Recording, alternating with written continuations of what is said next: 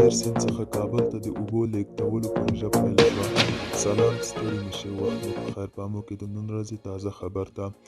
د طالبانو حکومت د اوبو او برېښنا وزارت چارواکي وایي تمه ده په نږدې راتلونکي کې د پنجشیر له سیند کابل ته د اوبو لیږد پروژې چارې پیل شي.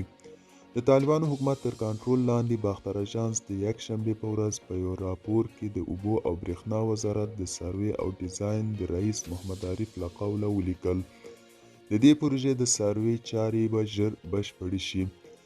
په دې راپور کې راغلي وو چې د 120 کیلومتره پروژې د عملي کېدو په پایله کې به د پنجشیر د مرکز بازارک له سیمې د کابل تر خیلو پورې د څښاک اوبو ستونزه تر یو حده حل شي او په کابل کې به نږدې 2 میلیونو وګړو ته د څښاک اوبو برابر شي.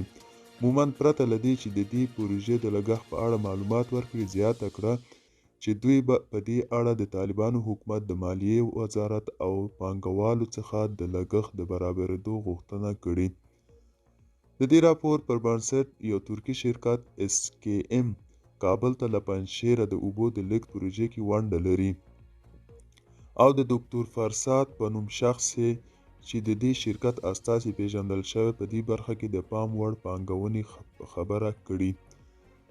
باختر اژانس همدا ډول په دې اړه د پنجشیر کې هم د یوې غونډې د کېدو خبر ورکړی چې په دې کې د ولایت والي محمد اقا حکیم کابل ته د دې اوبو د لیږد په اړه ډاډ ورکړی دی. دا ناسته د تېرې اونۍ په وروستیو کې شوی. دا په داسې حال کې ده چې د کابل میشتې بیا د اوبو له کموالي شکایت کوي.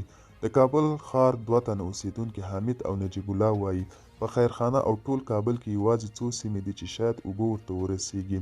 له بده مرغه موږ ته اوبه نه رارسیږي. ډېرو ستونزو سره مخ یو. کله چې جومات ته اوبو پسې ځو هلته اجازه نه راکوي. بیا ګاونډیانو کره ولاړ شو په کابل کې ښار کې اوبو ښکته تلي. موږ په اوبو پسې کوڅه په کوڅه او جومات په جومات سرګردانه ګرځو. وروستیو کې د کابل په لویدیځ کې اوبه تر 10 ورځې نه راځي. اصلاً اوبه نشته. له بده مرغه د دې وضعیت دوام ډېر خطرناک ده او خلکو ته ستونزې جوړوي. هیله مند یم چې مسؤلین دې برخې ته ډېر پام وکړي.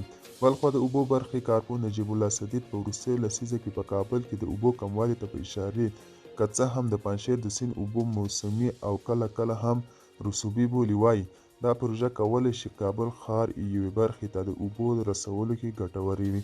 هغه ازادي راډیو ته وویل د کابل له 5 میلیونه ډېرو وګړو ته په پام سره باید په یو وخت کې د اوبو رسونې څو سرچینو ته پام وشي. دوستانو دا